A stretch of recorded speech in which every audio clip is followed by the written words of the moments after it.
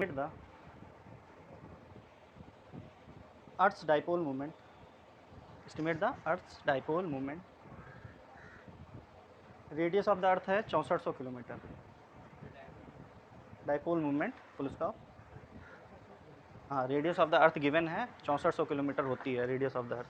ठीक है, कैसे करोगे बताइए. बहुत अच्छा क्वेश्चन है ये. कैसे करोगे, दिमाग लगाओ ज़रा.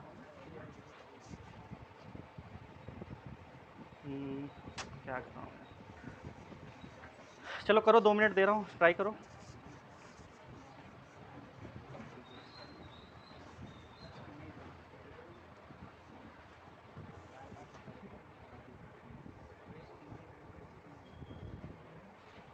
ट्राई करिए भाई.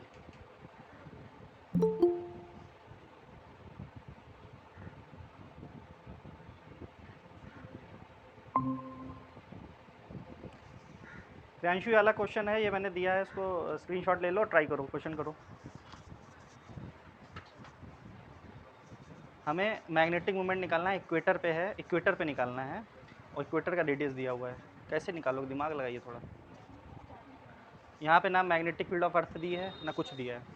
ठीक है, शायद दी है मैग्नेटिक फील्ड दिया हुआ है, अर्थ की मैग्नेटिक फील्ड दी है. कैसे करोगे, सोचो, दिमाग लगाओ. ये क्वेश्चन है प्रियांशु, इसको सॉल्व करना है.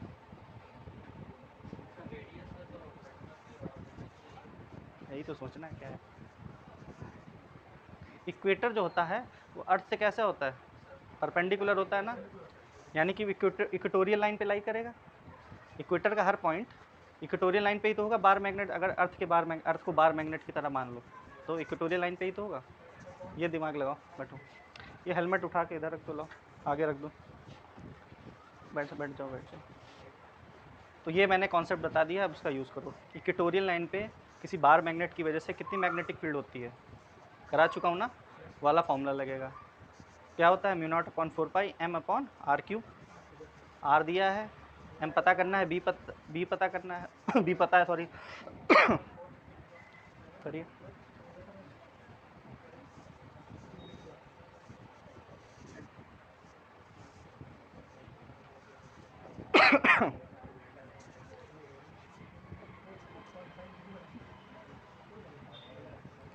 कम से कम अपने ट्राई करो, दिमाग लगाओ इस.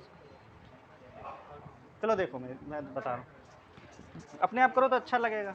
ऐसे मैं बता दूंगा हर क्वेश्चन में, खुद का एनालिसिस करने का मौका नहीं मिलेगा. आज अगर हो गया तो हो गया, नहीं तो कल तो ये चैप्टर हो गया समझो. ठीक है, और कल के बाद मैं पढ़ाऊँगा इलेक्ट्रोमैग्नेटिक इंडक्शन. चलिए करिए वाला क्वेश्चन.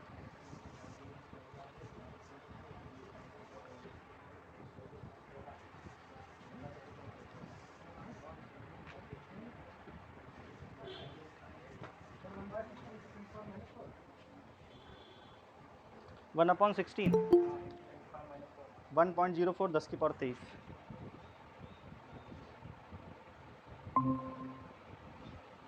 हिमांशु वाला क्वेश्चन है, स्क्रीनशॉट लो और करो.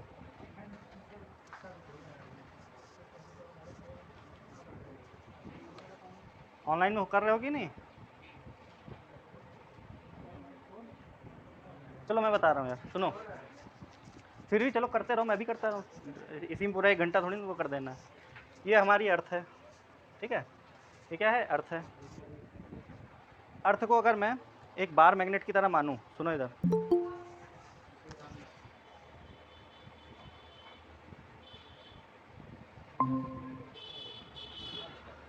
अर्थ को अगर मैं एक बार मैग्नेट की तरह मानूँ तो माना जा सकता है.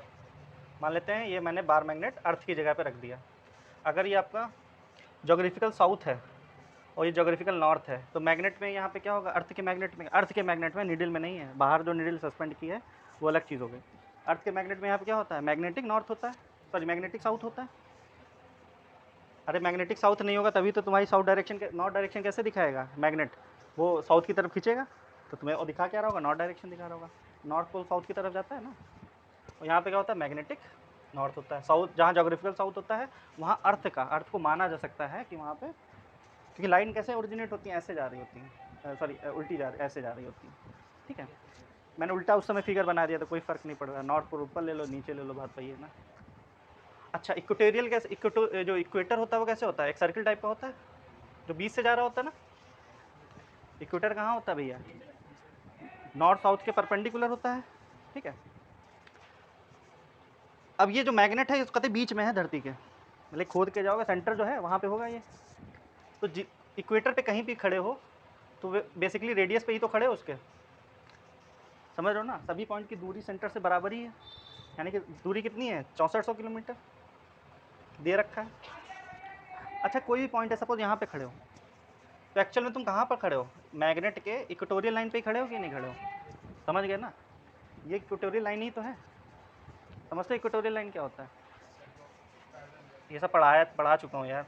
ये एक्सिस होता है, तो ये एक्सिस हो गया मैग्नेट का, उससे परपेंडिकुलर कोई लाइन होती है वो एक्सियल लाइन होती है। तो यहाँ पे देखो मैग्नेट ऐसे रखा हुआ है, इसके axial line sorry equatorial line पे ही तो इक्वेटर है कि नहीं है, हर पॉइंट पे ऐसे समझो। ये मैग्नेट, ये आपका नॉर्थ साउथ मैग्नेट है, जो आपका मैग्नेटिक अर्थ मैग्नेटिक जो मैग्नेटिक डाइपोल है वो है।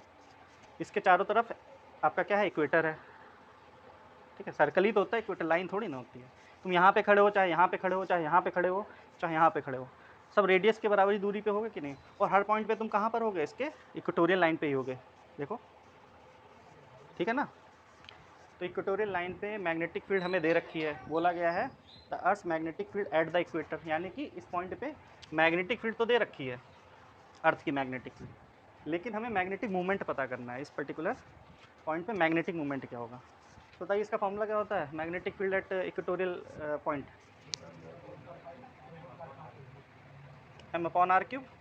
r होता है दूरी सेंटर से, जो भी मैग्नेटिक एक्सिस से दूरी, तो हमें b पता है, दे रखी है, तो m की वैल्यू क्या हो जाएगी b, या फिर ऐसे रखो b इज इक्वल टू 10⁻⁻7 होती है, r³ क्या हो जाएगा 6400 किलोमीटर है, इसको मीटर में चेंज करना पड़ेगा ना। तो मीटर में चेंज करने पे क्या करना पड़ा, 10⁻³ मल्टीप्लाई करनी पड़ी। अभी रुक जाओ, ठीक बता रहा हूँ। और b की वैल्यू कितनी दे रखी है 0.4 गॉस दे रखी है, तो गॉस को टेस्ला में बदलो, कैसे बदलोगे 10⁻⁴ मल्टीप्लाई करनी पड़ेगी।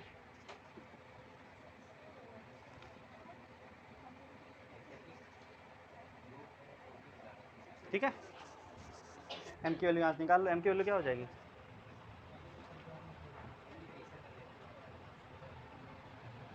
ये ऊपर मल्टीप्लाई हो जाएगा, वो चीज़ नीचे मल्टीप्लाई हो जाएगी। इसको सॉल्व कर लो, आंसर आ जाएगा। आंसर तुम्हारा कुछ आ रहा है 1.04 10⁻23 एम्पेयर मीटर स्क्वायर, ये आंसर हो जाएगा। सॉल्व करो देखो।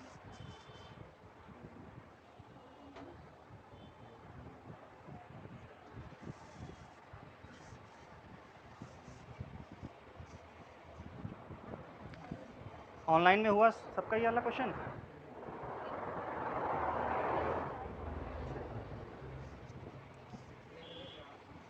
क्यों हिमांशु, प्रियांशु, कृति,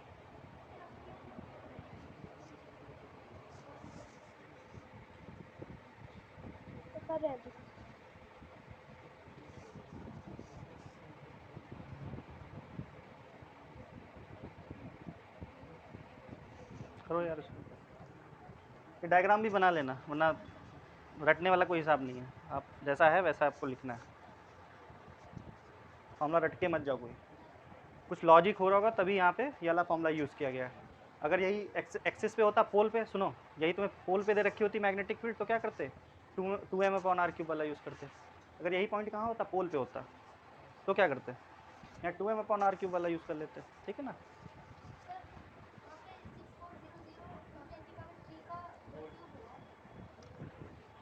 कर लो ना, क्या दिक्कत है, लो यहाँ पे मैंने r³ लिखा है ना, r³ लिखा है तो r का मतलब रेडियस, जो भी दूरी है, क्यूब लिखना, यहाँ पे देखो लिखा तो है मैंने, यहाँ लिखा तो है, तो आपको लिखना चाहिए, इतना खुद ही करेक्ट कर लिया करो ये सब चीज़ें, टुकड़ों में करो, एक साथ करोगे तो गलत हो जाएगा। कैलकुलेटर यूज़ ही क्यों कर रहे हो समझ नहीं आ रहा मुझे, ये तो ऐसे हो जाएगा। देखो ये 0.4 है, इसको 4 × 10⁻⁻1 लिख सकते हैं, 10 की पावर अलग ले लो, देखो कैसे छोटी छोटी चीज़ें बतानी पड़ रही हैं। तो देखो 0.4 को वही 10⁻⁻4 हो गया, ठीक है। 6400 है ये, सुनो, इसको 64 और 2 पावर अलग रख लो, क्यूब होगा 6 हो जाएगी पावर, इसकी क्या हो जाएगी 6 पावर हो जाएगी, और 10 के बाद 3 की पावर क्यूब क्या हो जाएगी 10 के बाद 9 हो जाएगी। उनको एक तरफ कर लो, पावर्स को एक तरफ रखो और न्यूमेरल्स हैं जो उनको एक तरफ सॉल्व करो, आसान हो जाएगा, समझ लो, करो। अरे कुछ इसी टाइप का आएगा, आ रहा है ना, बस ठीक है।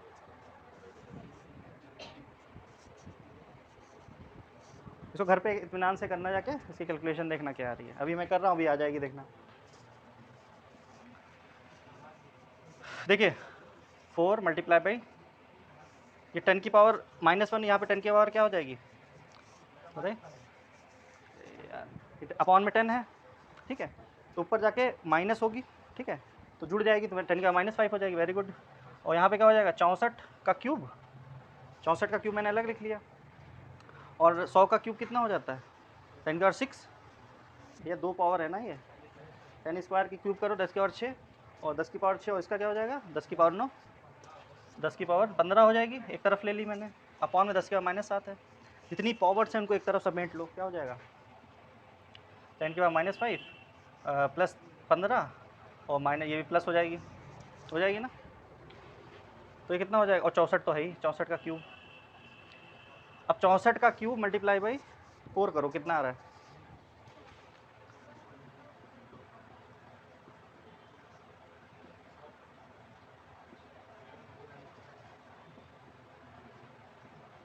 4096, और इसको 4 से मल्टीप्लाई कर दो, तो 24, 36, 36 2 38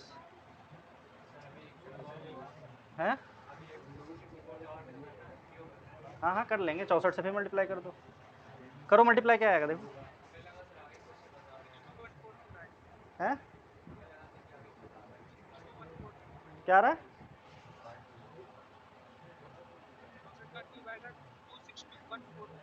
उसको 4 से मल्टीप्लाई कर दो, अरे इसको तो सॉल्व कर लोगे यार, इसको भी मैं बताऊँ, तो हाँ हो गया ना। कभी भी कोई भी क्वेश्चन हो, आपको पावर्स को कोशिश किया करो, पावर्स को एक तरफ ले लो, डेसिमल वेसिमल को कोशिश किया करो पावर्स के फॉर्म में कर लो, और जैसे सपोज तुम्हें दे रखा 3.096 ऐसे करके, तो उसको 3 मान लिया करो अप्रॉक्स में, कि पूरी अगर सही से कैलकुलेशन करने बैठ जाओगे तो बहुत टाइम खा जाओगे आपका कुल मिला के आंसर वही आएगा, आस पड़ोसी आएगा। चलिए नेक्स्ट अब टॉपिक पढ़ा रहा हूँ, देखो हेडिंग डालो,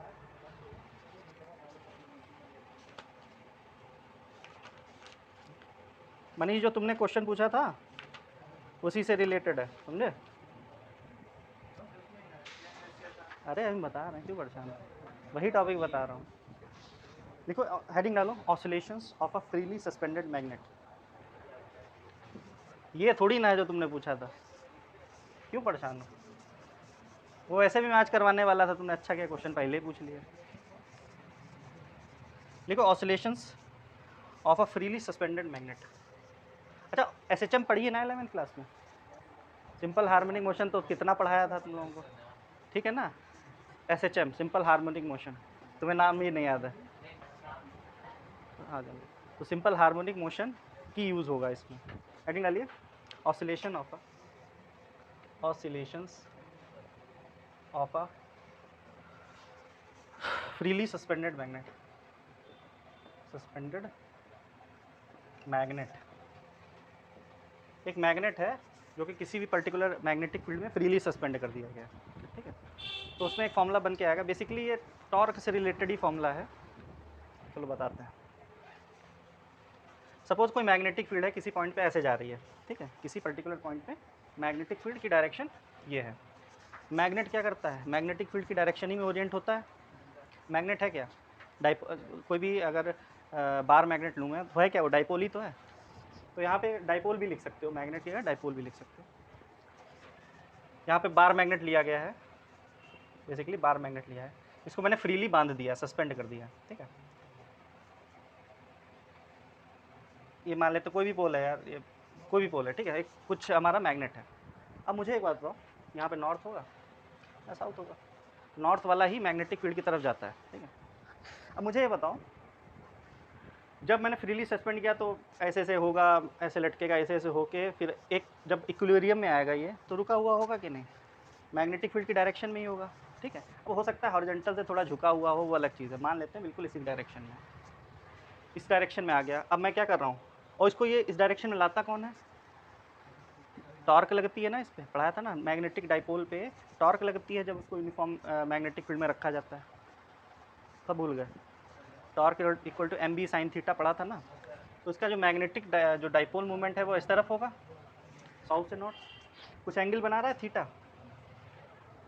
समझो पहले बातों को समझो। मैंने पहले फ्रीली सस्पेंड किया, ऐसे ऐसे हुआ होगा, फिर मैग्नेटिक फील्ड की डायरेक्शन में ये ओरिएंट हो गया होगा। अब मैं क्या कर रहा हूँ, ये इक्विलिब्रियम पोजीशन है, मतलब कि जब अपने हिल डुल के अपनी रुक गया था चीज़, क्योंकि डाइपोल जो टॉर्क लगती है इस पर, उसको किस डायरेक्शन में ओरिएंट करवाना चाहती है, मैग्नेटिक फील्ड की डायरेक्शन में। अब क्या हुआ, सपोज मैंने इसको टॉर्क उसको अपनी जगह पे रखना चाहती है मैग्नेटिक फील्ड, मैंने हल्का सा ऊपर उठा दिया, ये थीटा एंगल दिख रहा है, मैंने बहुत छोटे से एंगल से उठा दिया, तो क्या होगा, फिर इसमें ऐसे ऐसे टॉर्क लगेगी, फिर थोड़ी देर बाद रुक जाएगा, ठीक है ना। तो ये जो ऐसे ऐसे हो रहा है, ये है क्या, एसएचएम ही तो है, सिंपल हार्मोनिक मोशन। याद है कुछ कि नहीं, सिंपल हार्मोनिक मोशन क्या होता है। स्प्रिंग होती है, स्प्रिंग को ऐसे लो तो ऐसे ऐसे होता है, वो भी एक सिंपल हार्मोनिक मोशन है। यहाँ पे मैंने हल्का सा इसको डिस्प्लेस किया तो ऐसे ऐसे ऐसे हुआ, फिर थोड़ी देर बाद रुक जाएगा।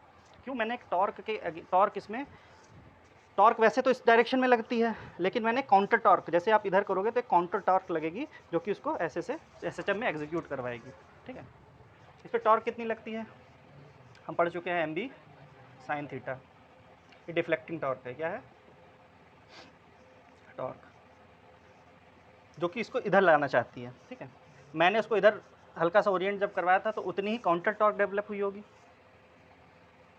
काउंटर टॉर्क, या फिर रेस्टिंग टॉर्क भी बोल सकते हो, या फिर काउंटर टॉर्क सबसे बढ़िया टर्म है। इसकी वैल्यू भी इसी के बराबर होगी, बस माइनस साइन होगा। तो टॉर्क का फॉर्मूला मोमेंट ऑफ इनर्शिया के टर्म में क्या होता है, what is the formula of torque in terms of moment of inertia, I into alpha. Force का क्या होता है फॉर्मूला, मास इंटू एक्सेलरेशन, ये सब पढ़ा चुका हूँ 11th क्लास में। रोटेशनल में यहाँ पे रोटेशन हो रहा है ना, देखो यहाँ पे ऐसे ऐसे तो हो नहीं रहा है कि ऐसे ऐसे मूवमेंट हो रहा है, ऊपर नीचे ऐसे ऐसे हो रहा है, तो ये रोटेशनल मोशन एक तरीके से हो रहा है कि नहीं। फोर्स की जगह पे रोटेशनल मोशन में क्या चीज़ आ जाती थी, टॉर्क आ जाती थी कि नहीं।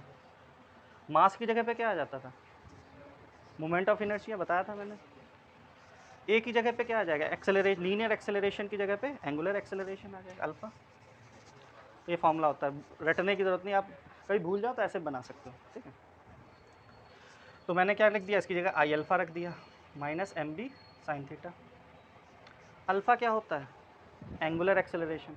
अल्फ़ा का फॉर्मूला क्या होता है, D omega upon D t, यानी कि change in angular velocity. Angular velocity पे जाओ तो एंगुलर वेलोसिटी का फॉर्मूला क्या होता है, D theta upon D T होता है ना, याद है कि नहीं है। अरे भैया समझ रहे हो ना, ये होता है, पढ़ना जाके होगा ये। तो मैं अल्फ़ा की जगह पे क्या D square theta upon D T square नहीं लिख सकता हूँ, लिख सकते हैं ना। अरे अल्फ़ा होता है D omega upon D T, और डी ओमेगा टी क्या होता है, D theta upon D T. तो D square theta upon D T square नहीं आ जाएगा, देखो ये सब पढ़ा हुआ है, चीज़ कोई अलग नहीं है। ओमेगा की जगह मैंने D theta upon D T लिख दिया, तो क्या हो गया, डी स्क्वायर, मतलब 2 बार डिफ्रेंशिएट करने पे हमें ये चीज़ मिल जाएगी। अगर तुम्हें थीटा क्या है यहाँ पे, एंगुलर डिस्प्लेसमेंट, एंगुलर डिस्प्लेसमेंट का 2 बार डिफरेंशिएट कर दो टी के रिस्पेक्ट में, तो क्या मिल जाएगा हमें आपको कहते हैं एंगुलर एक्सेलरेशन मिल जाएगा। जैसे लीनियर में बात करता हूँ, लीनियर में क्या होता है, एक्स डिस्प्लेसमेंट होता है, इसका डिफरेंशिएट करो तो वेलोसिटी मिल जाती है, इस वेलोसिटी का फिर डिफरेंशिएट करो तो एक्सेलरेशन मिल जाता है। यानी कि हमने 2 बार इसका इंटीग्रेट, भी क्या है, D x upon D T है, फिर उसका डिफरेंशिएट किया तो हमें क्या मिल गया, एक्सेलरेशन। वही चीज़ यहाँ पे हो रही है, यहाँ पे थीटा के साथ वही चीज़ करनी पड़ती है। थीटा को टी के रिस्पेक्ट में डिफरेंशिएट करो, फिर से एक और बार कर दो तो अल्फा मिल जाता है, ठीक है। Minus M b sine theta. Theta ये बहुत छोटा है, हमने छोटा ही, ज़्यादा नहीं, बहुत ज़्यादा एंगल नहीं होता, हल्का ऐसे ऐसे होगा। जब थीटा बहुत छोटा होता है तो साइन थीटा थीटा के बराबर मान सकते हैं। थीटा क्या क्या होगा रेडियन में, ठीक है। For small value of theta, sine theta जो होगा वो लगभग लगभग थीटा के बराबर होगा। ये बात याद रखना, ये ऑप्टिक्स में बड़ी काम आएगी। ऑप्टिक्स जब पढ़ोगे तो वहाँ पे वो छोटे छोटे एंगल्स होते हैं, तो थीटा को, साइन थीटा को जब भी आ रहा होगा उसको थीटा मान लिया जाता है। और ये 11th में भी ये चीज़ पढ़ चुके हो। थीटा क्या रखना है यहाँ पे, रेडियन में है। ये जो थीटा आया है ये इसकी वैल्यू की फॉर्म है, एंगल उसमें डिग्री में नहीं है, रेडियन में है, ठीक है। यहाँ पे रखो ज़रा, तो क्या हो जाएगा, इसको मैं ऐसे लिख सकता हूँ, I D square theta upon D T square minus M B theta. I को नीचे ले जाओ, ऐसे लिख सकते हैं। एसएचएम की इक्वेशन क्या होती थी, एसएचएम की सिंपल हार्मोनिक मोशन की जनरल इक्वेशन क्या होती थी, जब लीनियर डिस्प्लेसमेंट होता था तो क्या होती थी, A is equal to minus omega square X होती थी। पन्ने पलटना जाके 11th क्लास वाले जो नोट्स हैं यही आएगा। ये होती है एसएचएम की जो जनरल इक्वेशन होती है। Acceleration, linear acceleration is equal to angular velocity का स्क्वायर इंटू एक्स। ये रूट के अपॉन एम बेसिकली होता था, रूट के अपॉन एम। चलो देख लेना नोट्स, 11th के नोट्स तो रखे होंगे, एक बार देख लेना। अगर यही चीज़ रोटेशनल मोशन में हो रही है तो यहाँ पे क्या आ जाएगा, अल्फ़ा आ जाएगा, जो कि क्या है, ये है डी स्क्वायर थीटा ही तो अल्फ़ा है, और ओमेगा स्क्वायर तो वही रहेगा, और एक्स की जगह क्या आ गया, अल्फ़ा आ गया, सॉरी जो थीटा आ गया। ये लीनियर डिस्प्लेसमेंट, एंगुलर डिस्प्लेसमेंट। जिसने 11th में ये चीज़ नहीं पढ़ी होगी उसको दिक्कत हो रही होगी, जो पढ़ी है जिसने उसको दिक्कत हो रही है, तो जिसने नहीं पढ़ी होगी उसको दिक्कत होगी। तो इतना समझो 11th की चीज़ें हैं। अगर वैसे याद रखो तो सीधे सीधे समझना कि एसएचएम की ही जनरल इक्वेशन है ये। अब पूरा रोटेशनल मोशन तो फिर नहीं बताऊंगा ना, ये सिंपल सा समझो, यहाँ तक तो समझ गए होगे बेसिकली। जो जो चीज़ें ज़रूरत पड़ी हैं वो मैंने बता दी हैं। ये किसको रिजेंबल कर रहा है, this is the general equation of SHM. This represent equation of SHM यानी सिंपल हार्मोनिक मोशन। इससे ज़रा कंपेयर करवाओ, इस वाली इक्वेशन से इसको कंपेयर करवाओ, इस वाली इक्वेशन को। अल्फ़ा ये है, थीटा ये है, ओमेगा स्क्वायर किसके बराबर होगा, एम बी अपॉन आई के बराबर होगा। चलो यहाँ तक अच्छा लिख लो, अगर नहीं बची लिख लो, यहाँ पे लिख लेना।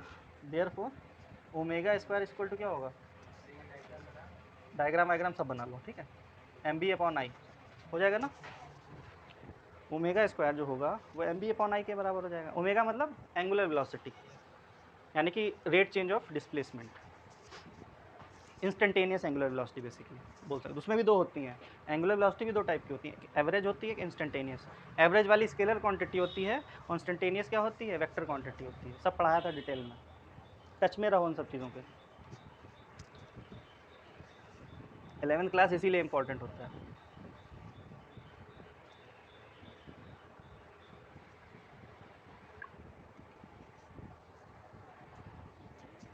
यहाँ तक नोट करिए, यहाँ तक नोट कर लो, कोई लैंग्वेज नहीं लिखवा रहा हूँ, बस उसको नोट कर लो एज इट इज़। क्योंकि इस वाले टॉपिक से आपके न्यूमेरिकल आते हैं, जब भी आते हैं तो न्यूमेरिकल आएंगे।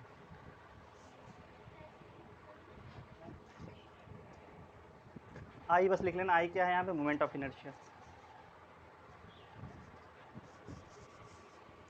ऑनलाइन में कुछ समझ में आया कि नहीं,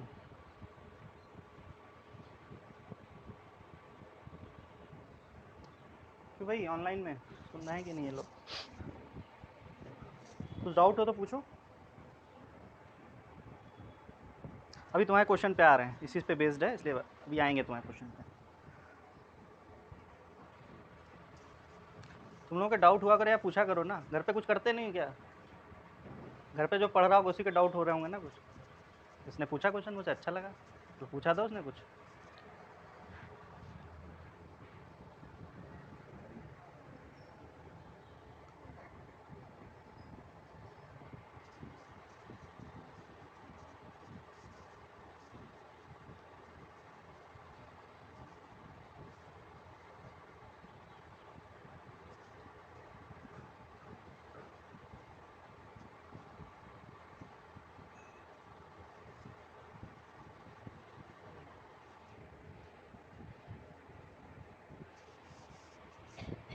यहाँ तक लिखना।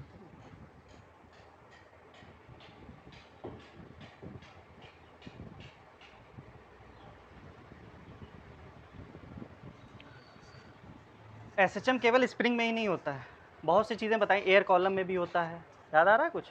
और सिलेंडर, कोई हॉलो सिलेंडर, इसको नीचे कर दो तो ऐसे ऐसे होता है कि नहीं। खाली कोई बॉटल ले लो, अभी सिलेंडर टाइप बॉटल में थोड़ा टॉर्क बन सकती है, तो कोई सिलेंडर ले लो कॉलम, तो उसको नीचे करोगे तो ऐसे ऐसे होगा, ठीक है। तो सब बताए थे, केसेस बताए थे आपको एसएचएम के, सब पढ़ाया था। यहाँ तक कि गैसेस के मॉलिक्यूल्स में भी पाया गया है कि एसएचएम होता है कुछ खास कंडीशंस में। पेंडुलम में भी अगर हल्का हल्का सा हो रहा है तो वो एसएचएम हो सकता है, ज़्यादा अगर एंगल बड़ा है तो नहीं होगा एसएचएम। स्ट्रेट लाइन में होता है एसएचएम, तभी मैंने कहा थीटा स्मॉल होगा तभी एसएचएम होगा। ज़्यादा अगर बड़ा ले लोगे थीटा तो वो पीरियोडिक मोशन हो जाएगा। हर पीरियोडिक मोशन एसएचएम नहीं होता है, ठीक है, याद आ रहा कुछ? और हर एसएचएम पीरियोडिक मोशन होता है। SHM is basically harmonic motion और periodic motion in straight line, ऐसे भी बोला जाता है। तो ऐसे ऐसे सीधे सीधे ऐसे थोड़ा थोड़ा हो रहा होगा। नहीं, पेंडुलम में हार्मोनिक मोशन, वो पीरियोडिक मोशन है, लेकिन वो उसमें भी ऑर्डर चलता है। हाँ, एंगल बड़ा भी हो सकता है ना एंगल, तो छोटे एंगल के लिए पेंडुलम ऐसे ऐसे तो स्ट्रेट लाइन में चल रहा होगा ना, समझ रहे हो ना? ये सब पढ़ाई हुई चीज़ें हैं, देखना जाके नोट्स देख लेना एक बार, पूरा देखने के चैप्टर की ज़रूरत नहीं, बस फॉर्मुलेज वगैरह कहाँ क्या यूज़ हुआ है, बेसिक कॉन्सेप्ट वो देख लेंगे। क्योंकि आगे चल के आरसी ऑसिलेशंस पढ़ोगे, वहाँ पे भी ज़रूरत पड़ेगी एसएचएम की, तो आपको क्लियर होने चाहिए टॉपिक में। अच्छा, नोट हो गया यहाँ तक? चलिए आगे देखते हैं। ये सब भी नोट कर लेना आया कहाँ से, ये सब फालतू चीज़ें नहीं है ये। चलिए इसके आगे देखते हैं। ओमेगा स्क्वायर हो गया ये, ठीक है। अच्छा, टाइम पीरियड का क्या फॉर्मूला हो जाएगा? टाइम पीरियड, या फिर ऐसे समझो ओमेगा क्या होता है, 2 पाई इंटू फ्रीक्वेंसी होता है कि नहीं? या फिर न्यू मैंने नहीं लिखा, कन्फ्यूजन से बचने के लिए यहाँ पे न्यू लिखा जाता है स्टैंडर्ड साइन में। और फ्रीक्वेंसी क्या होती है? 1/, लेकिन टाइम पीरियड, तो टाइम पीरियड क्या हो जाएगा? 2 pi into 2 pi upon omega. तो यहाँ पर मैं अगर लिखूँ 2 पाई, ओमेगा की वैल्यू क्या हो जाएगी यहाँ से? Root m b upon I. अरे ओमेगा स्क्वायर है, अंडर रूट कर दो तो ओमेगा मिल जाएगा, ठीक है। आई ऊपर, इसको ऐसे लिख सकते हैं 2 पाई आई अपॉन एम बी। एक ये फॉर्मूला आ गया टाइम पीरियड का, इसको लिख लो भाई। जहाँ एस एच एम हो रहा है वहाँ टाइम पीरियड का भी कॉन्सेप्ट होगा, लिखो।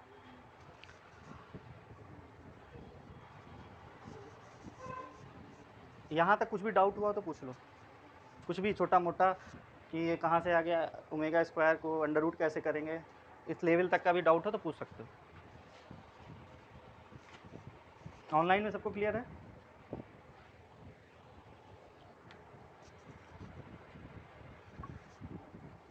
इससे और भी क्वेश्चन ऐसे बन सकते हैं, सुनो। ये थीटा दिया हुआ है, यहाँ पे थीटा की रिक्वायरमेंट थी। कभी कभी जैसे जब तुम्हारा खासकर किसी कॉइल में घूम रही होती है, जैसे तुमने पूछा था एक बार क्वेश्चन, अल्फा के टर्म में भी पूछ सकता है, या फिर सॉरी ओमेगा के टर्म में भी पूछ सकता है कि एंगुलर वेलोसिटी में क्या चेंज आया होगा। तो कुछ नहीं करना है, यहाँ पे D omega by D T कर देना, उस हिसाब से आ जाएगा आंसर। फॉर्मूले यहीं से बनेंगे, जो कुछ भी बनेगा यहीं से फॉर्मूला बनेगा। एक क्वेश्चन टॉर्क का करवा दूंगा मैं, टॉर्क वाला, उस वही वाला क्वेश्चन। नोट हो गया? अब एक क्वेश्चन लिखो, एक न्यूमेरिकल है वो लिखो। ऑनलाइन में नोट हो गया सबका?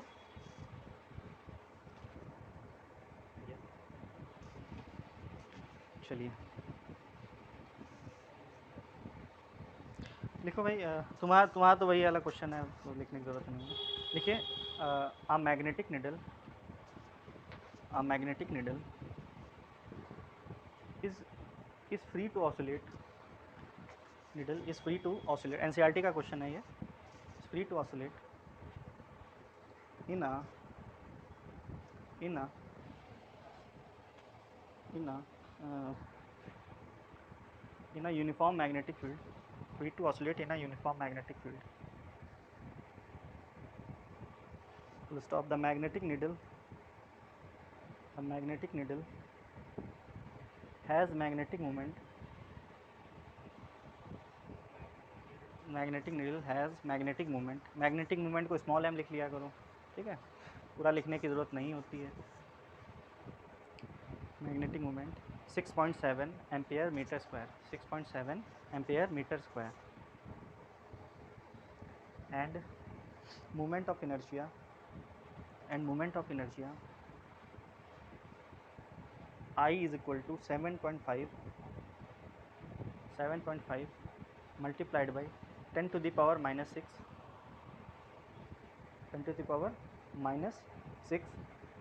इन्होंने गलत लिखा है, किलोग्राम मीटर स्क्वायर लिखना है, इन्होंने गलत लिखा है, किलोमीटर मीटर स्क्वायर लिख दिया है। एम आर स्क्वायर फॉर्मूला होता है ना मोमेंट ऑफ इनर्शिया का, किलोग्राम मीटर स्क्वायर लिखना है unit, kilogram metre square, metre square, metre square, metre. It performs, full stop, it performs 10 complete oscillations, 10 complete oscillations in 10 complete oscillations in 6.70 second, 6.70 second. What is the magnitude of the field? What is the magnitude of the field?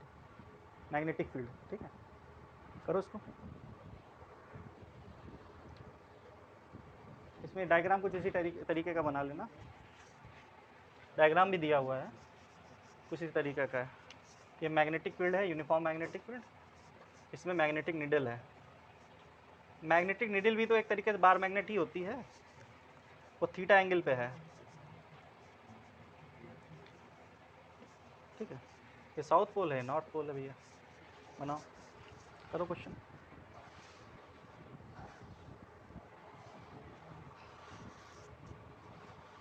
Formula आपके पास है, ठीक है।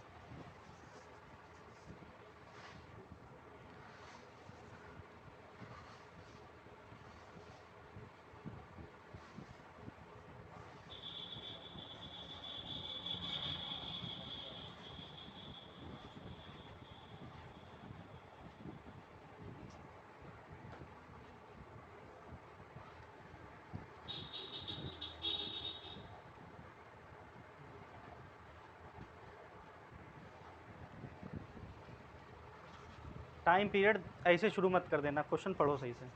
Time period जो है भाई देखो, कहीं ना कहीं टाइम पीरियड निकालना है हमें, क्वेश्चन देख के लग गया होगा, उसको पहचानो क्या निकालना, टी कैसे निकालोगे, डायरेक्ट शुरू मत कर देना। जो समय दिया है, टाइम दिया है, उसी को टाइम पीरियड मान लिया तो गलत हो जाएगा, थोड़ा ध्यान से देखना उस चीज़ को।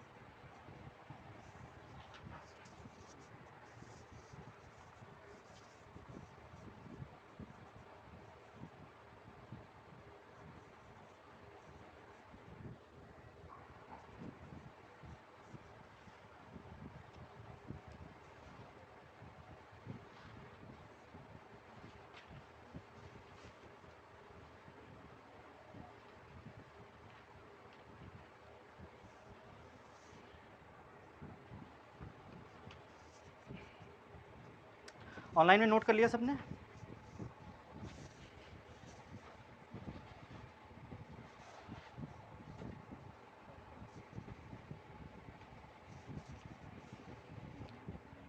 ट्राई करो, 1-2 मिनट दे रहा हूँ, दिमाग दौड़ाओ।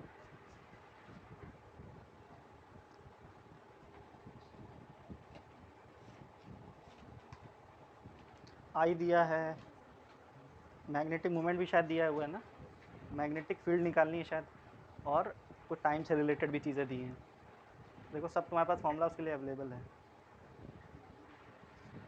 यहाँ तक कि आपसे अगर थीटा निकालने के लिए बोल देता तो भी निकाल सकते थे, थीटा हालांकि बहुत छोटा है, ओमेगा भी निकाल सकते थे, लेकिन उसके लिए लिमिट देनी चाहिए थी उनको, वो दी नहीं है।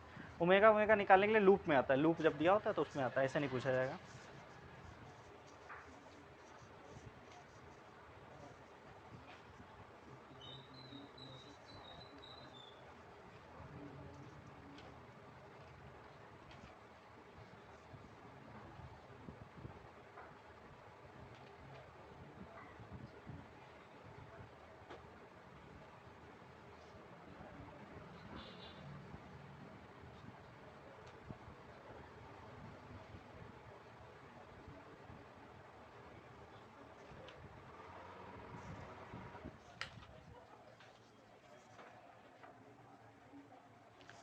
ऋषि देखो मीटर, वो लाइट आ रही है उसमें,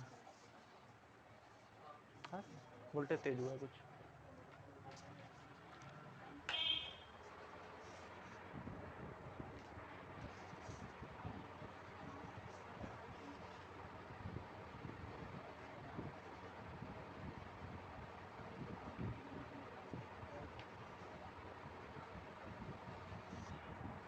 करें, बताएं, नहीं समझ पा रहा।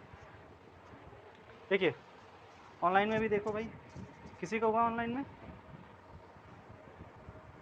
तो देखो नहीं हुआ तो देखो इधर,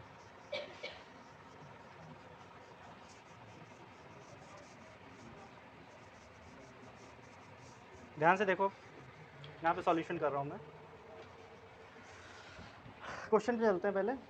एक मैग्नेटिक नीडल है जो मैंने फिगर बनाया था, ठीक है, अभी जो फिगर बना था, is free to rotate in a uniform magnetic field. वो फ्री टू रोटेट है, आराम से ऐसे घूम सकती है, ठीक है।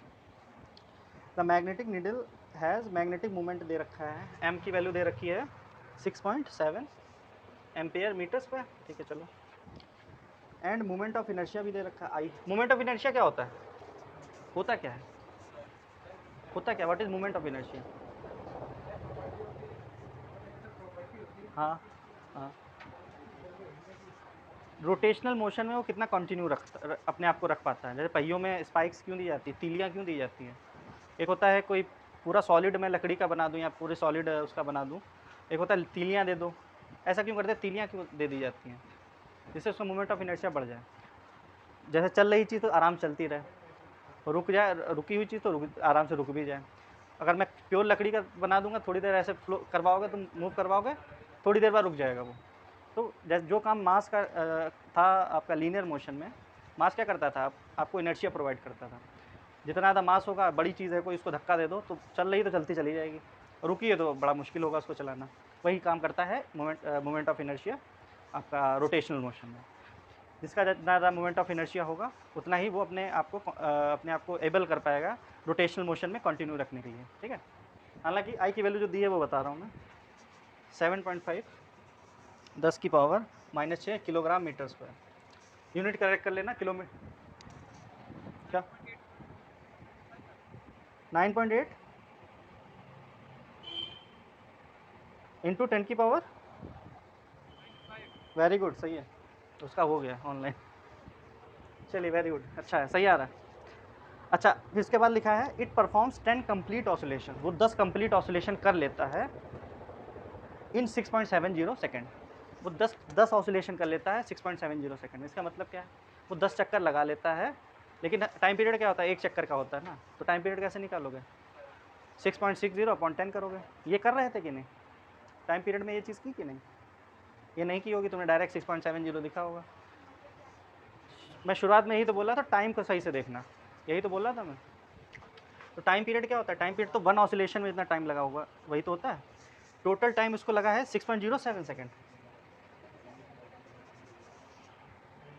70। ये तो टाइम 10 चक्करों में लगा है ना, 10 रेवोल्यूशन में, यानी 10 बार ऐसे ऐसे हो गया होगा, समझ रहे हो ना। तो एक चक्कर कितने में लगा होगा, 10 से डिवाइड करो तो 0.67 सेकेंड। कुछ नहीं, अब टी की वैल्यू पता है, आई की वैल्यू पता है, एम की वैल्यू पता है, इस फॉर्मूले से बी की वैल्यू पता करनी है। तो क्या होगा, टाइम पीरियड का फॉर्मूला क्या था, 2π/I/mb। टोटल स्क्वायर कर दो दोनों साइड, क्योंकि अंडर रूट हटाना पड़ेगा हमें, तो टी स्क्वायर 4π² I/mb। बी निकालना है ना मुझे, तो बी की वैल्यू ऐसे रखो, 4π² I/m t²।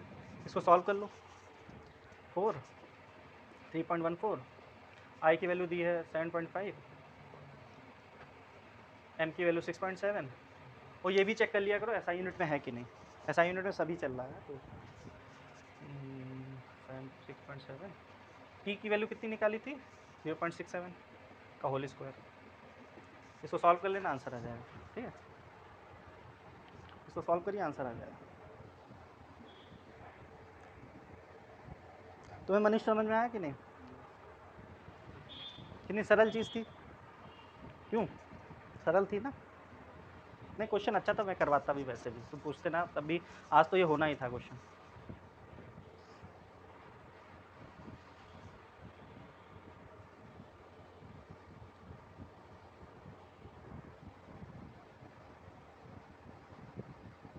π² है भैया, π² कर लेना।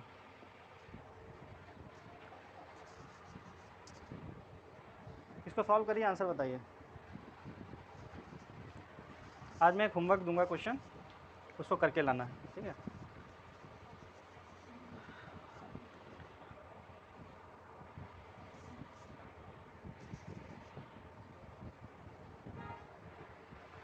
इसका आंसर आ रहा है कुछ 9.8, हिमांशु का सही आया, बाकी कोई अभी तक नहीं कर पाया है।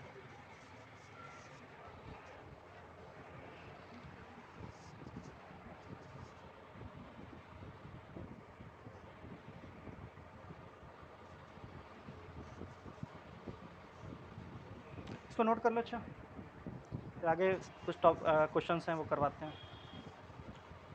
इसको नोट करिए। आगे कुछ डाउट हो पूछ सकते हो। कोई डाउट तो नहीं है?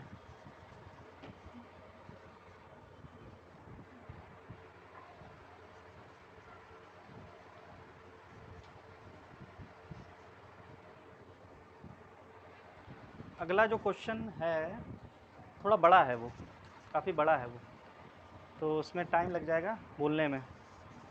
फ़ोन भी सब लोग लाए नहीं होंगे।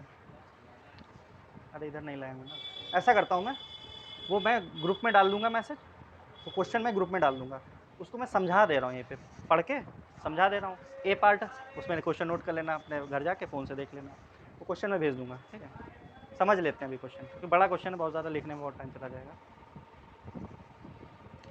ये भैया नोट हो गया ऑनलाइन में सबका?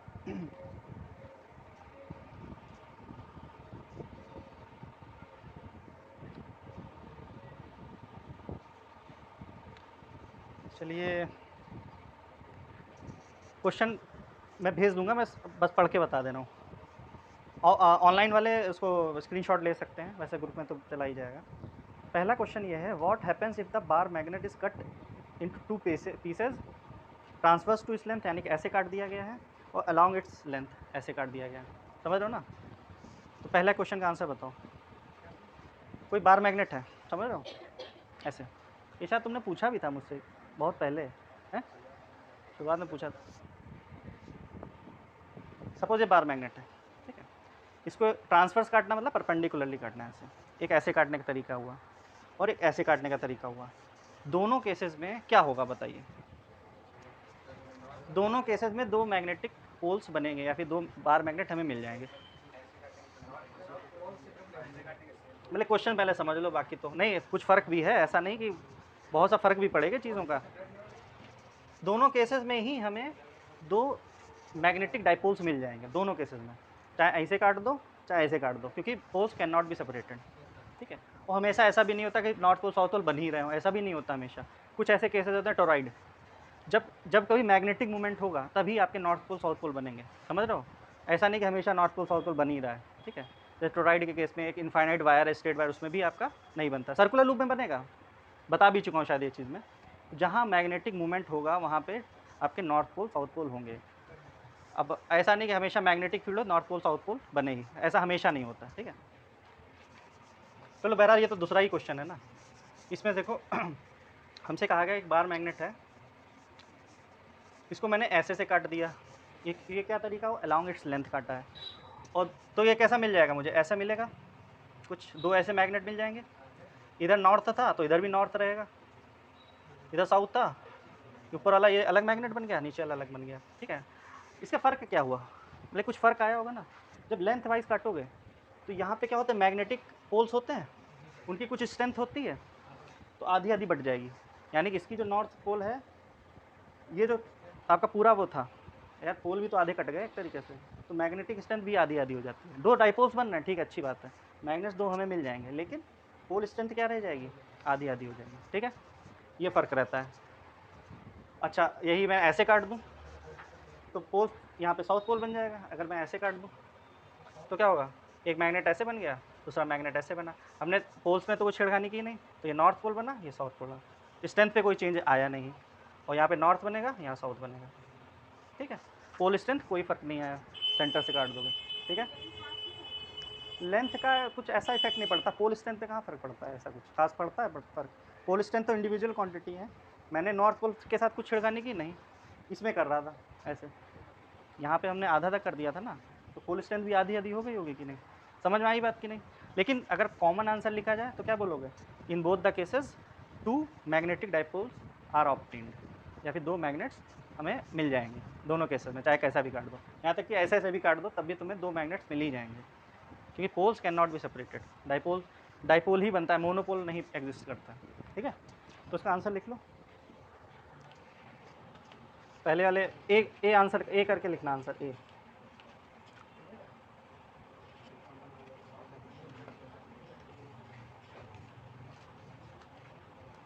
लिखो इसमें इन आइदर केसेस। ऑनलाइन में समझ में आएगी नहीं ये चीज़? ये डायग्राम भी बना लेना। ठीक In either cases, we get two magnets.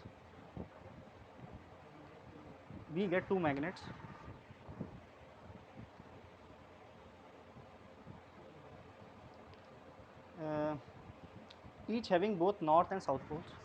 Each having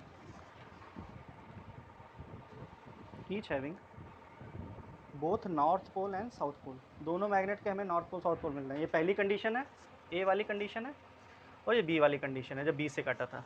ठीक है, तो ये लिखना है ए कंडीशन, ये बी कंडीशन जब ऐसे काटा. एक ही फिगर में मैंने बना दिया. ठीक है, फ़र्क क्या है वो लिख लो, लेकिन काटने में कुछ तो फ़र्क पड़ा है ना. व्हेन लिखो, when the bar magnet is cut transverse, when the bar magnet is cut transverse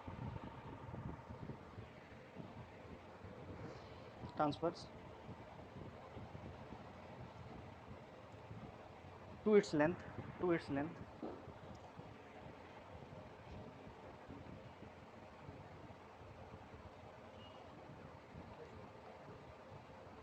तो क्या हो जाएगा, जब ऐसे से काटोगे तो पोल स्ट्रेंथ पे ऐसा कुछ खास नहीं फ़र्क पड़ा, लेकिन मैग्नेटिक मूवमेंट क्या हो जाएगा, कम हो जाएगा.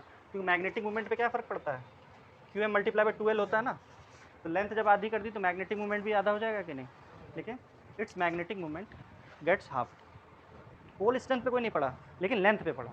ठीक है ना, लेंथ तो आधी हो गई. Magnetic movement is halved.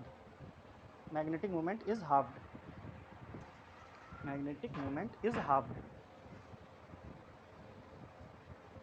Because its length is halved. लिखना चाहो लिखो, ना कोई दिक्कत नहीं.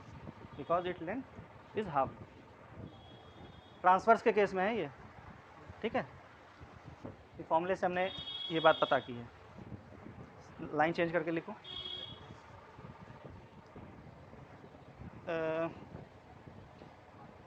when the magnet is cut along the length,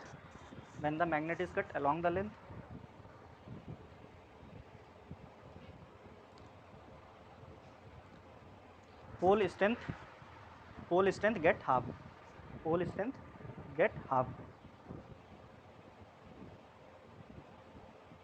अब पोल स्ट्रेंथ भी आधी कर दो तो क्या हो जाएगा, सुनो, पोल स्ट्रेंथ भी आधी कर दो, लेंथ वही रही, ये आधा होगा तब भी आधा ही हो जाएगा. Therefore magnetic movement is also get half. दोनों केसेस में मैग्नेटिक मूवमेंट आधे ही हो रहे हैं. एक में लेंथ की वजह से हो रहा है, एक में पोल स्ट्रेंथ की वजह से हो रहा है. ठीक है,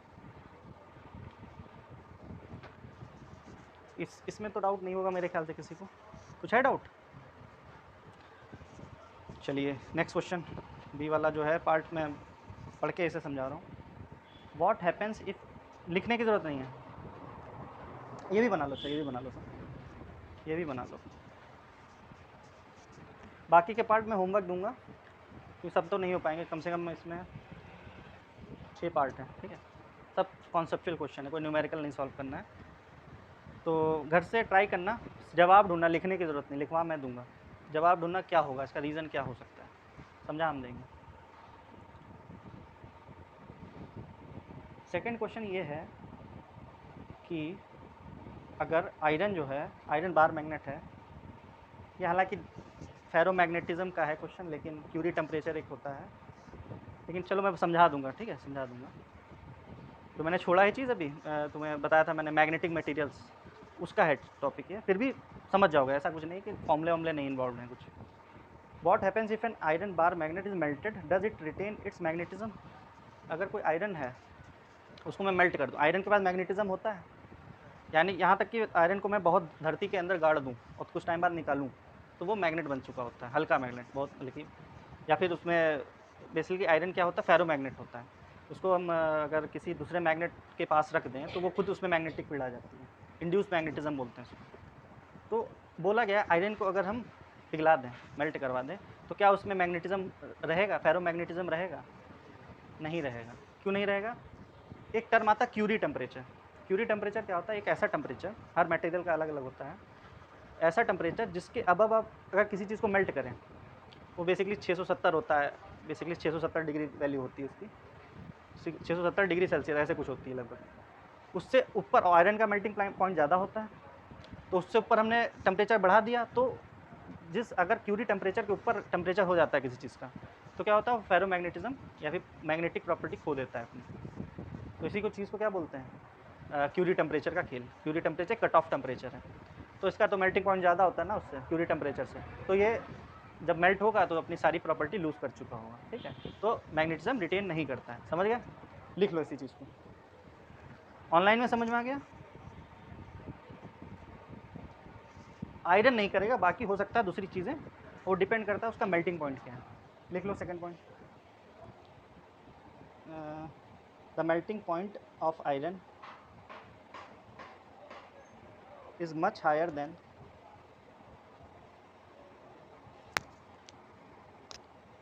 सेकंड पॉइंट लिखिए, सेकंड पॉइंट का answer, the melting point of iron is much higher than, भैया क्वेश्चन के लिए तो जगह छोड़ देते हैं। The melting point of iron is much higher than its Curie temperature, its Curie temperature. हाँ नहीं नहीं, क्यूरी और कोई होंगी, पता नहीं, ये मुझे कंफर्म नहीं किसके नाम पे, ये मुझे नहीं कंफर्म है किसके नाम पे। Curie temperature much higher than its Curie temperature. Iron के लिए 770 डिग्री सेल्सियस होता है, 770 डिग्री सेल्सियस लिख लो।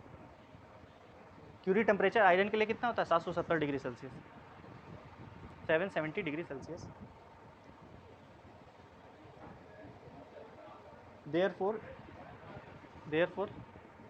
molten iron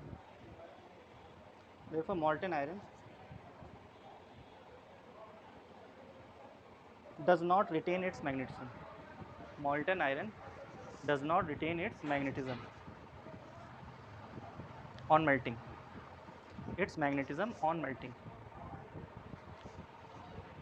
ठीक है, आज के लिए इतना ही रखते हैं, बाकी के पार्ट घर से, अरे थ्योरेटिकल है ना, तो कोशिश करना, समझा मैं कल दूंगा, ठीक है, भेज दूंगा मैं, एक और क्वेश्चन भेजूंगा मैं, 2 क्वेश्चन भेजूंगा, ठीक है। इतना आज के लिए